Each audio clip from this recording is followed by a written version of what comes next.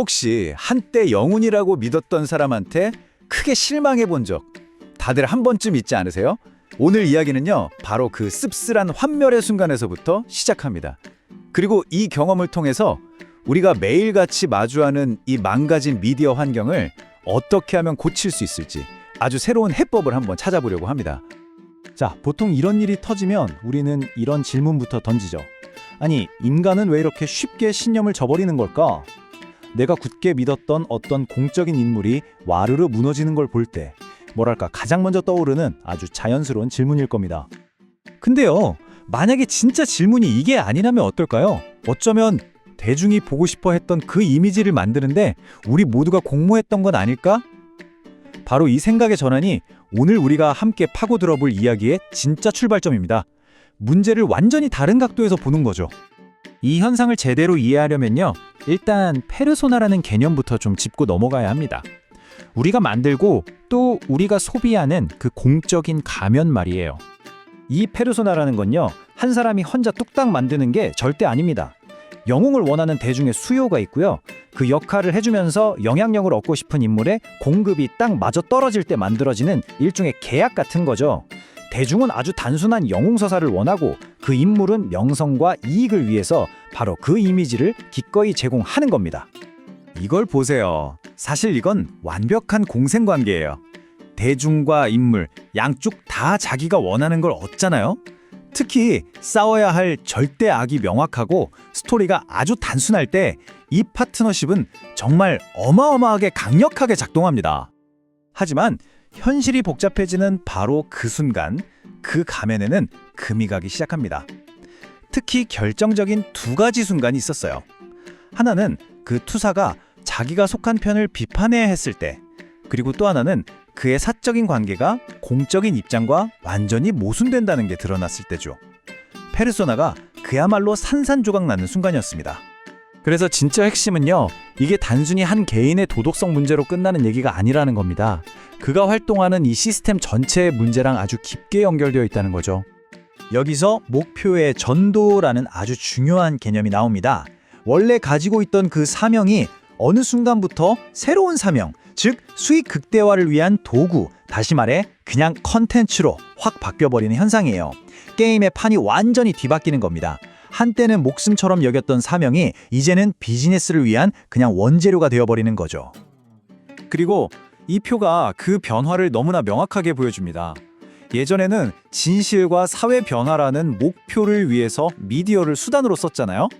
근데 지금은요, 수익과 사람들의 참여라는 목표를 위해서라면 진실이든 거짓말이든 심지어 음모론까지도 그냥 수단으로 써버립니다. 이 새로운 세상에서는 분노와 분열이 더 이상 부작용이 아니에요. 오히려 시청 시간을 늘리고 돈을 벌어다주는 핵심 연료가 되는 겁니다. 자, 한번 생각해 보세요. 이런 모델 안에서 사과를 한다는 건 뭘 의미할까요? 그건 논란을 끝내버리는 거잖아요. 논란이 끝나면 사람들의 관심도 줄고 결국 비즈니스에 해를 끼치게 되죠. 그러니까 우리가 보기에는 정말 뻔뻔하다, 염치 없다 싶은 그 행동이 사실은 성공을 위한 핵심 전략이었던 셈입니다. 자, 지금까지는 이 모든 게 결국 돈, 그러니까 아주 냉소적인 탐욕 때문에 벌어지는 일이라고 봤습니다. 근데 만약에 우리가 틀렸다면요? 그 동기가 탐욕 같은 게 아니라 훨씬 더 위험한 거라면 어떡할까요? 여기서 진짜 소름 돋는 반대 가설이 하나 나옵니다. 우리가 상대하는 그 사람이 그냥 돈에 미친 사기꾼이 아니라 자기 자신을 더 이상 단 한순간도 의심할 수 없게 되어버린 진정한 신념가일 수 있다는 거죠. 이걸 말더듬이와 유창한 화자라는 비유로 한번 생각해 볼게요. 말더듬이는 복잡한 현실 앞에서 고민하고 망설이니까 말을 더듬는 거잖아요. 이건 오히려 건강한 신호예요. 그런데 유창한 화자는요, 자기 의심이 전혀 없기 때문에 그냥 거침없이 말을 쏟아냅니다. 바로 그 신념이 너무나 완전해서 오히려 위협이 되어버린 상태인 거죠. 자, 그렇다면 이런 현상이 탐욕 때문이든 아니면 맹목적인 신념 때문이든 우리는 대체 어떻게 싸워야 할까요? 우리가 지금까지 써왔던 낡은 해법들은 이제 더 이상 먹히지가 않고 있습니다.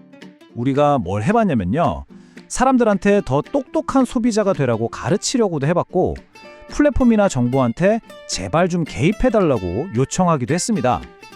근데 이 모든 방법들이 결국에는 다 막다른 길에 부딪혔어요.